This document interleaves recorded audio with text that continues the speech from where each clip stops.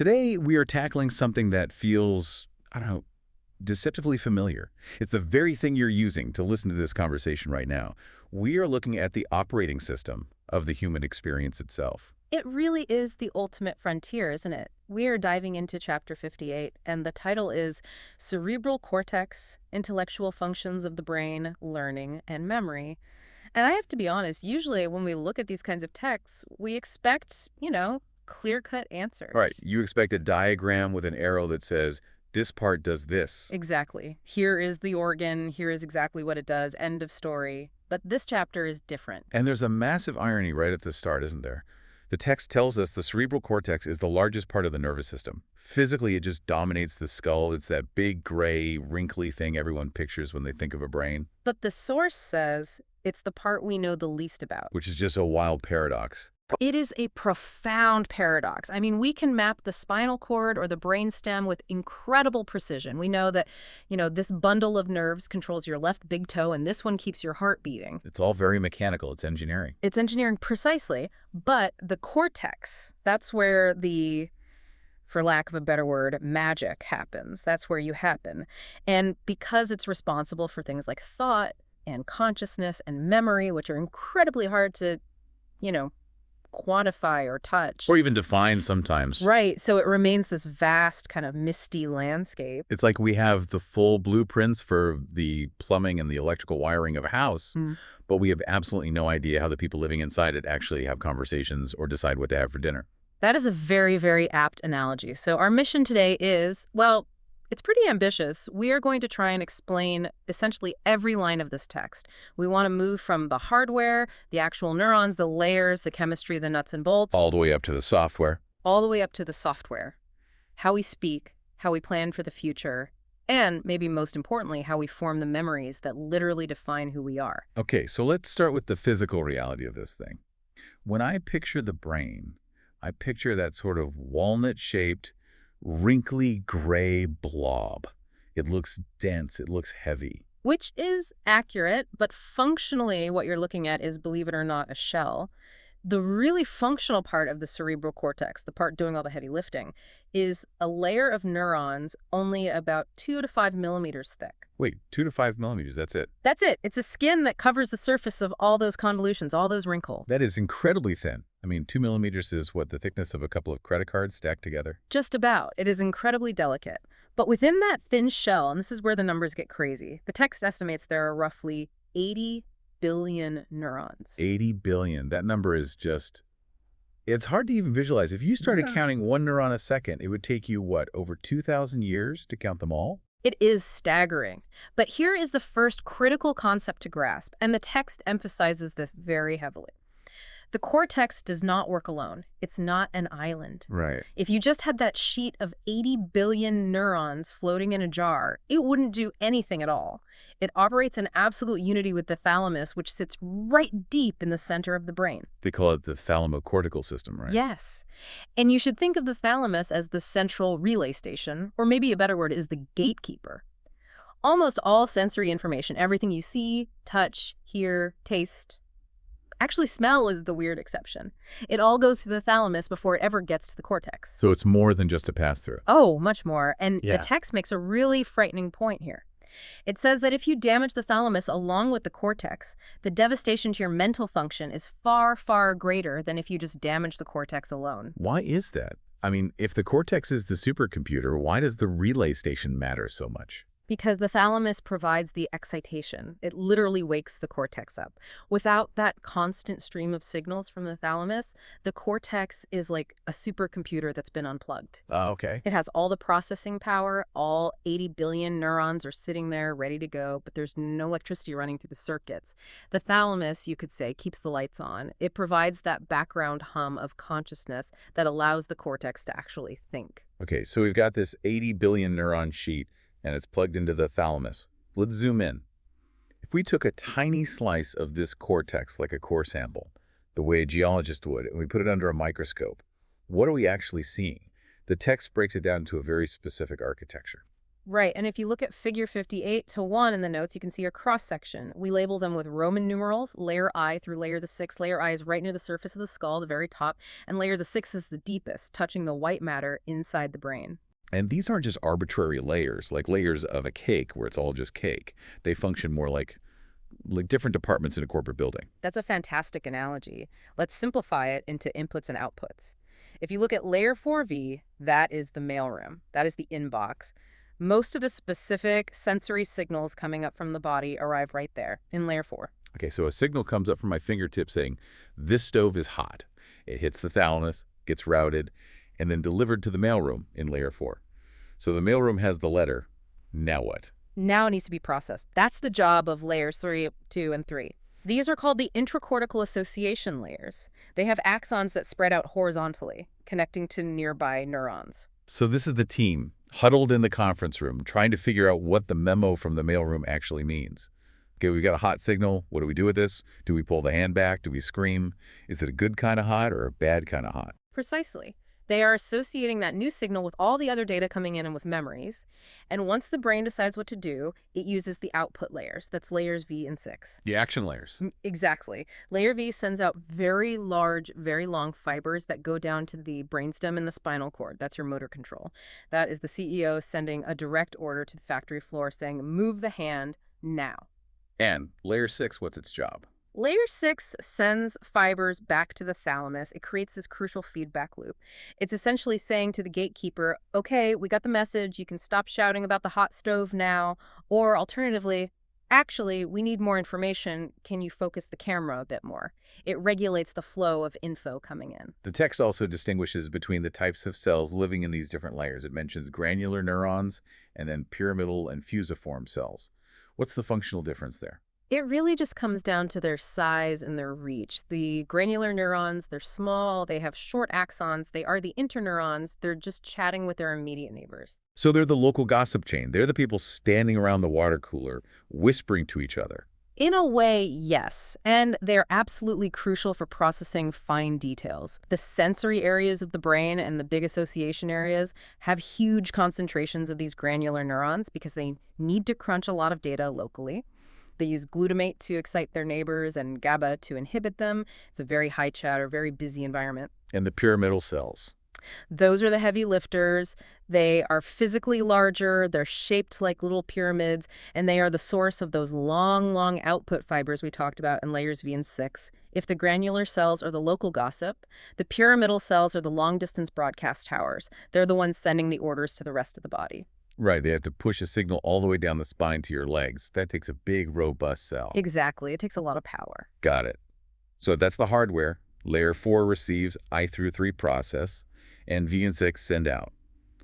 Now let's move to the geography of it all. We have these functional areas. The text divides them into primary and secondary. This is where we start actually mapping the brain. The primary areas are pretty straightforward. A primary motor area means move this specific muscle.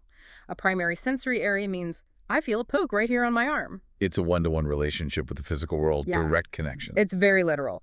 But the secondary areas are where it starts to get interesting. The secondary sensory areas are what make sense of the signals. So, for example, the primary visual cortex just sees lines and edges and flashes of light. It's seeing raw data, pixels. Okay. The secondary visual cortex is what interprets that raw data as a shape or a texture or a color.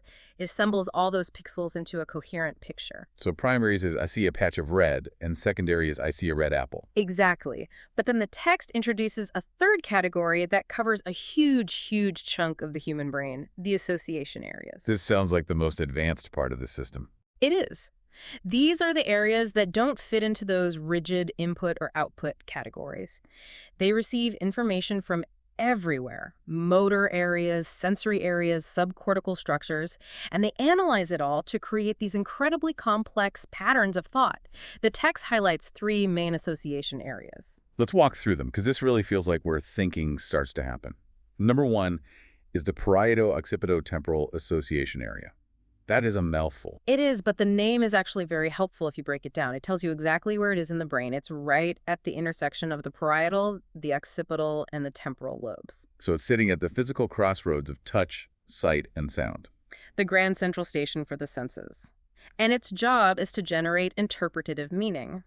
One of its key roles, the text points out, is computing spatial coordinates. Spatial coordinates, you mean like an internal GPS? That's a great way to think about it. Imagine you want to reach out and grab your coffee cup. To do that, your brain needs to know two things constantly. One, where is my hand in space right now? That's proprioception, the feeling of your own body. And two, where is the cup? That's visual information. This area is what computes the coordinates of your body relative to your surroundings. So what happens if that area is damaged? You might see the cup perfectly clearly. Your muscles might be perfectly strong, but you literally cannot find the cup in space to grab it. You'd be groping at the air, 2 inches to the left. Your internal map of the world is completely broken. Wow. Also in this same general area, the text mentions the area for naming objects. Yes, this is in the lateral anterior occipital lobe. This is the link between seeing a thing and hearing its name in your head. It's the brain's internal visual to auditory dictionary. I think we've all felt that little misfire. When a word is on the tip of your tongue, Yeah. you can see the face, you know the person, but the name just isn't there. Exactly. That's a momentary hiccup in the system. The visual input is there, the emotional recognition is there, but that bridge to the auditory label for the name in this specific association area is temporarily blocked or slowed down. And then the big one, the one that's embedded right in this region, Wernicke's area. Wernicke's area is, you could argue, the single most important region for what we call higher intellectual function. It's located just behind the primary auditory cortex. Its main job is language comprehension. But we're going to do a much deeper dive on Wernicke's in just a minute because it really creates the foundation for what we think of as intelligence. Okay, let's park that. Let's move to the second big association area, the prefrontal association area. This is the front of the brain, right? The part right behind your forehead. The CEO of the brain. This area is connected to the motor cortex, but it's not about moving muscles. It's about planning the movements. It handles what the text calls the elaboration of thoughts. The text mentions working memory, specifically in relation to this area. What is that exactly? This is absolutely critical. The prefrontal cortex can store short-term bits of information like remembering a phone number just long enough to dial it, or holding two different ideas in your head at the same time to compare them. So without this, you can't really plan for the future because you can't hold the present facts in your mind long enough to process them. Precisely. Without working memory, we'd just be purely reactive creatures. We couldn't string together a complex line of logic. The thought, if I do A, then B will happen, which means I should probably do C instead. That requires holding A, B, and C in your head simultaneously. That's the job of the prefrontal cortex. Okay, and finally, the third association area, the limbic association area. This is the emotional core. It's located in parts of the temporal lobe and the ventral frontal lobe. It deals with behavior, emotion, and, crucially, motivation. The text says it provides the drive for learning. Which just makes perfect sense, doesn't it? If you don't care about something, if there's no emotional weight, no potential reward or punishment associated with it, why on earth would your brain bother to learn it? The limbic system is the part of the brain that tells the cortex, hey, pay attention to this thing matters. So cortex is the supercomputer, but the limbic system is the user who decides what programs to run and what files to save. That's a really good way to put it. The limbic system provides the why. It answers the question, is this important? Speaking of things that are clearly important, let's talk about faces. There's a whole specific section in the text about the face recognition mystery. This is just fascinating. There is a condition called prosopagnosia. It's a very specific deficit, the inability to recognize faces. So you can see a nose, a mouth, eyes. You can see all the parts, but it just doesn't click as a person you know. It doesn't register as mom. Exactly. You could look at your own face in a mirror and not realize it's you. You see the parts, you can describe the skin texture, the eye color, but you can't assemble the whole into a recognizable identity. The text points out that this function is located on the underside of the medial occipital and temporal lobes. And the text makes a big point about how much brain real estate is dedicated to this one task. It is a huge portion of the cortex, and the implication there is profound. Evolution decided that recognizing faces is so absolutely critical to human survival and our social structure that it built a dedicated supercomputer just for that one task. Right. If you couldn't tell friend from foe in an instant, you didn't survive in the tribe. You are out. And it has to connect to the limbic system, doesn't it? Of course. Recognizing a face isn't just a data processing event. It triggers an immediate emotional response. Is this person a friend or a foe? Are they safe or dangerous, attractive or repulsive? That immediate emotional tag comes directly from the limbic connection. Okay, let's circle back to what you called the heavy hitter earlier, Wernicke's area. The text calls it the general interpretative area. Or sometimes the Gnostic area, which comes from the Greek for knowing. This region, which is in the superior posterior part of the temporal lobe, is a place where the somatic, visual, and auditory association areas all converge. So it's the grand central station of meaning. This is where everything comes together. Yes. Think about reading a sentence in a book. The visual cortex sees the black squiggles on the page. The angular gyrus, which is right next door, translates those shapes into language. But Wernicke's area is what extracts the thought behind the words. It's what turns the symbols into concepts. It's where CAT becomes a little furry animal in your mind. Now, this brings us to the whole concept of lateralization. Left brain versus right brain. Which is, often really exaggerated in pop culture. I'm creative, so I'm right brain. Yeah. People love to put that on t-shirts. But anatomically, there is a very real, very powerful dominance. In 95% of people, the left hemisphere is dominant for language and these interpretative functions. 95%. And that includes all right-handed people and even most left-handed people. Correct. And the text notes something amazing here. Even at birth, the area that is destined to become Wernicke's area is already 50% larger on the left side. It's hardwired to be the leader from day one. So the text does mention a use it or lose it scenario regarding this dominance. Yes, and this shows how plastic the brain can be, especially when we're young. If the left side is damaged in a very young child, the right side can actually take over and become the dominant hemisphere for language. The brain rewires itself. That window closes. It does. As we age, that plasticity disappears. The concrete sets, so to speak. So if the left side is the loud-talking, logical boss of the operation, is the right side just sitting there useless? Oh, not at all. The non-dominant hemisphere, which is usually the right side, has its own set of superpowers. It specializes in things like music, nonverbal visual experiences, spatial relations, and this is a big one, interpreting the intonation of someone's voice, body language, and sarcasm. So the left brain understands what you said, but the right brain understands how you meant it. That is a perfect way to put it. The left brain hears the words, "I'm fine." The right brain hears the tone and sees the posture and immediately understands, oh, they are definitely not fine. So what happens when Wernicke's area is broken? The text described a condition called Wernicke's aphasia. This is a truly heartbreaking condition. Right. The person can hear words perfectly well. Their hearing is fine. They can even read words off a page. But they cannot arrange them into a coherent thought, nor can they understand the thought that is being conveyed to them. So if I were to speak to someone with Wernicke's aphasia, what would happen? They might speak back to you with perfect fluency. The grammar might be correct, the rhythm of speech normal. But the words themselves would be what's often called a word salad, just a jumble of nonsensical phrases that might say something like, "The color of the wind is Tuesday because the table jumped." They have lost the ability to attach meaning to language. They're locked inside a world of nonsense. Yes. And then there's an even more severe condition mentioned called global aphasia. What is that? That is total dementia for language understanding. It happens when the lesion in the brain is widespread, destroying not just Wernicke's area, but also the angular gyrus, and extending into other lower areas. The person is essentially locked out of all linguistic communication. So they're trapped. They're trapped inside a silent mind. They can likely still think in images or emotions, but that bridge to language, both incoming and outgoing, is completely burned down. That's terrifying. Let's move forward in the brain, up to the prefrontal cortex. We called it the executive earlier. For a long, long time, scientists thought the prefrontal cortex was the seat of high intellect. They thought it was where IQ lived. But the text says that's not quite right, is it? No, not really. It turns out that patients with damage to their prefrontal cortex can still score very well on standard intelligence tests. They can do math. They can recall facts from memory.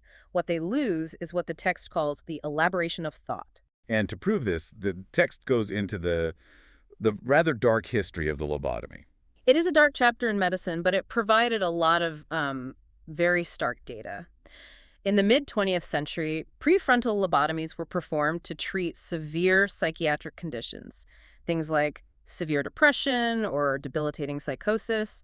They would physically sever the connections between the prefrontal cortex and the rest of the brain. They were essentially unplugging the CEO from the rest of the company. That's exactly what they were doing, and the text lists the results of these procedures. It's quite a shocking list, actually. Let's go through it. First, the patients lost the ability to solve complex problems. Right. They couldn't string together sequential tasks anymore. If they had to do steps A, then B, then C to get to a goal D, they'd get lost at A. They just couldn't hold the plan in their head. They lost the thread. They also lost the ability to learn parallel tasks. They couldn't multitask at all or hold multiple variables in their head at once. And this goes right back to that working memory function we talked about. That mental scratch pad was destroyed. They could only react to one single thing at a time. But the most striking changes described in the text were social and emotional. Yes, profoundly so. The text describes a total loss of embarrassment and a loss of morals. Patients would engage in, inappropriate sexual or excretory behavior in public without a second thought. They lost their filter. That's the part of you that says, don't say that right now, or that's not an appropriate thing to do in this setting. Exactly. Without the prefrontal cortex, you are pure impulse. There's no governor on the engine. And what about their mood? It became incredibly volatile, sweetness turning to rage in an instant. But the overarching change was a complete lack of ambition. They lost the ability to plan for the future because, in their minds, the future didn't really exist anymore. They lived entirely in the immediate reactive present. So the prefrontal cortex isn't just about being smart in an academic sense. It's about being human, planning for the future, controlling our impulses, and understanding consequences. It allows us to control our activities in accordance with, as the text says, moral laws. Without it, we are just reactive animals. We lose our civility, our very essence of being a social creature. Okay, let's talk about how this whole system actually communicates. The text traces the neural path of language, and I want to walk through the two scenarios they provide in Figure 58-8. I think this really helps visualize the flow of data. Okay. This is the roadmap of a simple conversation. Scenario A. You hear a word, and then you speak that word back. Step 1. Primary auditory cortex. My ear picks up the sound. The signal arrives. Step 2. That raw sound signal immediately moves to Wernicke's area. The brain interprets the sound as a word that has a specific meaning. Oh, he said the word apple. Step 3. Now I need to say it myself. The signal travels through a bundle of nerve fibers called the arcuate fasciculus. You can think of this as the high-speed data cable that connects the back of the brain to the front. It connects Wernicke's, which is about understanding, to Broca's area, which is about speaking. Step 4. Broca's area. This is the motor planning center for speech. It formulates the detailed plan. It says, okay, to make the ah sound, I need to open my jaw this much. For the p sound, I need to press my lips together and release a puff of air. It writes the entire script for the muscles. And step 5, the motor cortex gets the script and executes the plan, moving the lips, tongue, and vocal cords. Precisely. Now let's consider scenario B, speaking a written word. You see the word apple on a page and you decide to read it out loud. Okay, so step 1, primary visual cortex. My eyes see the image of the word. Step 2. This is the critical extra step. The signal doesn't go straight to Wernicke's. It first goes to a region called the angular gyrus. And what does the angular gyrus do? This seems like a key player. It's a translator. It converts the visual image of the letters into an auditory form. It essentially reads the word in its visual form and tells Wernicke's area what it sounds like. It tells Wernicke's, these shapes you're seeing, they sound like apple. Ah, so it translates vision into a sound concept for the language center to understand. Yes, and if the angular gyrus is damaged, you get a condition called dyslexia or word blindness. Your eyes see the letters perfectly, your visual acuity is fine, but your brain can't convert those shapes into language. It's just abstract art to you. You know the ink is there on the page, but it conveys no message. That is a fascinating and very specific distinction. From there, once the translation is done, the path is the same. Wernicke's interprets the meaning, the arcuate fasciculus transmits the signal forward, Broca's plans the motor action, and the motor cortex executes it. We've talked about all these connections within a hemisphere, but what about the massive connection between the two hemispheres, the corpus callosum? The superhighway of the brain. It's this massive bridge of nerve fibers connecting the left and right hemispheres. It allows for a constant bidirectional transfer of information. It's how the left hand knows what the right hand is doing, literally. And the text discusses what happens when you cut that bridge, the famous split brain experiments. This is where things get really strange. It essentially creates two independent brains, two separate consciousnesses living in one skull. And it reveals that specialization we talked about earlier in stark relief. Give us an example of how that actually manifests in a person. Okay, so remember, the left hemisphere controls the right side of the body and, crucially, speech. The right hemisphere controls the left side of the body but is nonverbal. Right, got it. So if a split brain patient touches an object with their left hand, which is connected to their nonverbal right brain, they know exactly what it is. They can use it correctly, they can match it to other objects by feel, but they cannot say the name of it. Because the right brain knows what the object is, but he can't speak. And the left brain, which is the part that can speak, has absolutely no idea what the left hand is holding because the bridge is cut. Exactly. The left brain is sitting there completely in the dark. There's an even funnier or maybe eerier example in the text regarding emotion. They called it the KISS command. Oh, this one is great. I remember this. So the researchers flashed the command KISS only to the patient's right brain by showing it in their left visual field. The nonverbal right brain saw the word and initiated an emotional response. Maybe the person blushed or smirked or felt an urge to kiss someone. And then they asked the patient a question, which is really just asking the left brain, what did you see? Or why are you smiling? And the left brain, which never saw the word kiss, had to make something up on the spot. The patient didn't say, I don't know. They would confabulate. They'd say, oh, I just thought of a funny joke, or the lights in here are a bit bright. So the conscious speaking part of the self had no access to the real reason for its own feelings, so it just invented a plausible story. It's wild, isn't it? It suggests that we might often be making up logical reasons for things that our nonverbal subconscious brain has already decided to do. It calls into question how much of our logic is just after-the-fact storytelling to make sense of our impulses. That is a chilling thought. We're just the press spokespeople for our own brains. In many, many ways, that might be true. All right, we've covered the hardware, the geography, the software pathways. Now let's get into the storage system, memory. The text defines memory in a very physiological, very non-mystical way. It says that memory is simply a change in the capability of synaptic transmission from one neuron to the next.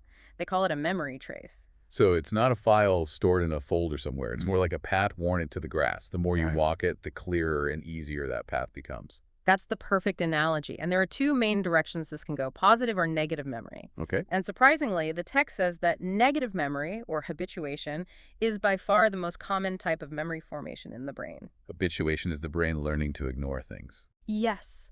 Think about it. Your brain is constantly bombarded with sensory information.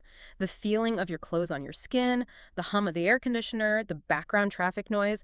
If you paid conscious attention to every single one of those things, your system would crash. Habituation is the active inhibition of those synaptic pathways. The brain learns to say, this is irrelevant, stop sending me this signal. It essentially mutes the channel. So forgetting is just as important a function as remembering. It's absolutely essential. If you couldn't forget the unimportant stuff, you couldn't function in the world. And positive memory is the opposite. It's sensitization. Exactly. This is for the important information, things associated with pain or pleasure. The brain actively enhances those pathways. It says, remember this. This might save your life or make you happy in the future. The text then classifies memory by time, short-term, intermediate, and long-term, and by type, declarative versus skill memory. Right. Declarative is your memory for facts. The capital of France is Paris, or I had eggs for breakfast this morning. It's integrated thought. Skill memory is your motor memory, how to hit a tennis ball, how to ride a bike, and they are stored in very different ways. I want to get into the nitty-gritty here, the molecular mechanics of memory. This is where the text gets really granular, and it's amazing. Let's look at intermediate memory first. Okay. To explain this, the text uses the famous studies of the sea snail, Aplysia. Why a snail? Seems like an odd choice. Because it has very large, very simple, and very few neurons that are easy to isolate and study. This lets scientists map out the exact chemical cascade that creates a memory.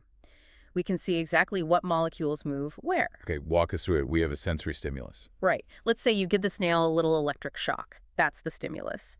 This excites two different neuron terminals at the same time. The sensory terminal from the touch, and a facilitator terminal that is associated with that painful shock. And that facilitator terminal releases serotonin.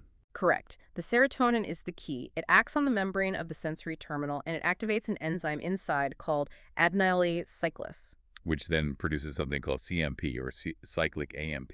Yes. And CMP, in turn, activates another protein called a protein kinase. Now, here is the key step. This is the whole magic trick. This protein kinase goes over and physically blocks the potassium channels in the neuron's membrane. Why does blocking potassium channels matter? I'm not a biochemist, so break that down for me. Okay, so in a normal neuron firing, an action potential happens, and then potassium ions flow out of the cell. That outflow of potassium is what stops the action potential. It resets the neuron. It's the off switch. So if you block the potassium channels, You're jamming the off switch. You prevent the reset. The neuron can't turn itself off as quickly. so the action potential lasts longer. Much longer. It prolongs the action potential. And because the electrical charge stays high for longer, massive amounts of calcium ions flow into the terminal. And calcium is the trigger that tells the neuron to release its neurotransmitter. Bingo. More calcium influx means a much, much bigger release of neurotransmitter. So the next time that same sensory neuron is stimulated, it screams its message across the synapse instead of just whispering. That enhanced connection is the memory. A memory at this level is just a blocked potassium channel. That is just incredible. A specific protein blocking a specific little hole in the wall of a cell is what creates a memory of pain. At the intermediate level, for memories that last minutes to weeks, yes. But what about long-term memory? The Yeah. things we remember for years. The text says that is not just chemical, it has to be structural. Right. For a memory to last for decades, you can't just rely on a few blocked channels. Those proteins will eventually wear out. You need to physically rebuild the brain. And the text lists specific observable physical changes: an increase in the number of vesicle release sites, an increase in the actual number of vesicles containing the neurotransmitter. And changes in the dendritic spines, the receiving ends. Yes. The receiving ends of the neurons physically change their shape to become better at receiving the stronger signal. But the most dramatic change is the literal growth of new synaptic connections. The use it or lose it principle comes roaring back here. It does, in the most literal way possible.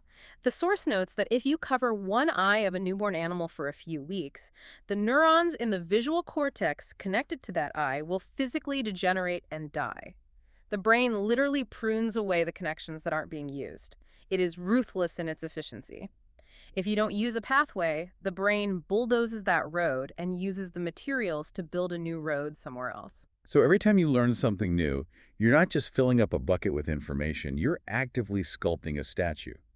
You are physically changing the architecture of your brain. Beautifully put. You are a different physical object today than you were yesterday because of what you learned. So finally, we have to talk about the librarian of the brain, the hippocampus. It's located deep in the medial temporal lobe, and its main job is consolidation. And consolidation is the process of taking those fragile, short-term chemical memories and converting them into stable, long-term structural memories. And it takes time. The text says it requires about 5 to 10 minutes for even minimal consolidation and up to an hour or more for really strong consolidation. That's why if you get a concussion, you often forget the few minutes leading up to the hit. The consolidation process was interrupted. The wet cement hadn't had a chance to dry yet. And the brain rehearses information to help this. Yes. The brain naturally replays new, important information over and over again to accelerate that chemical and structural change. That's why studying works. That's why repeating a new phone number to yourself works. You are manually forcing that circuit to fire to trigger the structural growth. What happens if the hippocampus is removed? The text discusses the famous case of anterograde amnesia. This is the classic patient HM scenario. If you surgically remove the hippocampi, the person keeps all their old memories because those are already consolidated and stored in the cortex. But they lose the ability to create any new declarative memories. So they live in an eternal present, constantly forgetting what just happened. Yes, you could meet them, have a conversation, leave the room for 5 minutes, and when you come back, they would introduce themselves to you as if they had never seen you before. They have no bridge from the present to the future. But, and the text says this is a crucial distinction, they can still learn new skills. The skill memory system is different. You could teach them to play a new complex card game, and day after day they would get better at it. Their performance would improve. But every single day they would tell you that they have never seen this game before in their life. Their hands remember, but their conscious mind does not. Which brings us to the why. How does the hippocampus decide what to save? We see and experience millions of things a day. We only remember a tiny fraction of them. It consults the limbic system. It asks the emotional centers of the brain, was this important? So if the information is just neutral, boring, no pain, no pleasure, the hippocampus just ignores it. Habituation. It's discarded. But if the information triggers a strong emotion, joy, fear, surprise, pain, the limbic system effectively screams, "Save this!" And the hippocampus initiates the process of consolidation. So emotion is literally the glue of memory. Absolutely. That's why you remember where you were on 9/11, but you don't remember what you had for lunch 3 Tuesdays ago. The intense emotion tagged that event as critical and worthy of being saved forever. The text also briefly mentions retrograde amnesia. Right, which is the inability to recall past memories. And the text notes this often involves damage not just to the cortex, but to the thalamus as well. This suggests the thalamus plays a role in actively searching the library of the cortex to retrieve those old files. This has been a massive, massive journey. We started with a 2 millimeter thick shell of 80 billion neurons. We looked at the layers, the input and output systems. We mapped the big association areas, how we find our bodies in space, how we plan our futures, and how we recognize the faces of the people we love. We traced the literal path of a word, from the eye to the angular gyrus to Wernicke's to Broca's, and finally out through the mouth. And we dug all the way down into the molecules blocking tiny potassium channels to keep a memory alive for a few hours, and then physically growing new synapses to make it permanent. It really highlights the holistic theory of thoughts that the text mentions right at the end. That is the perfect place to land. A thought isn't just one little spot in the brain lighting up. It's a pattern. A simultaneous coordinated firing across the cortex, the thalamus, the limbic system, and the reticular formation of the brainstem. It's the entire orchestra playing a specific chord at the same time. Exactly. The pattern is the thought. So, here's the provocative thought to leave you with, to mull over. If our memories are just chemical changes, blocked channels, and new protein structures, and if our thoughts are just complex electrical firing patterns stimulated by inputs from the world, where then is the self? If you could replace the memories, would you replace the person? If you change the brain's chemistry, have you fundamentally changed who that person is? Heavy stuff. We encourage you to consolidate this deep dive. Maybe rehearse it a bit in your mind. Use it or lose it. Thanks for listening. We'll see you in the next deep dive.